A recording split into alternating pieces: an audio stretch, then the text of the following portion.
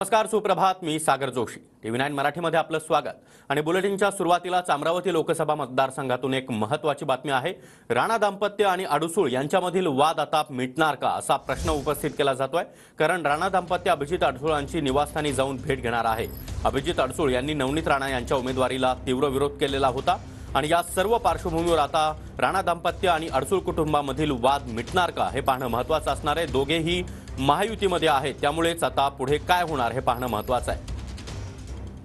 आणि या संदर्भात अधिक माहिती देण्यासाठी आमचे प्रतिनिधी स्वप्नील उमप आपल्यासोबत आहेत. स्वप्नील, अखेर अडसूळ विरुद्ध राणा दाम्पत्य हा जो गेल्या पूर्वापार चालत आलेला वाद आहे तो मिटणार का? नक्कीच सागर, 2014च्या लोकसभा निवडणुकीपासून राणा दाम्पत्य वर्षेस अडसूळ हा वाद जो आहे तो अवघ्या महाराष्ट्राने पाहिलेला आहे.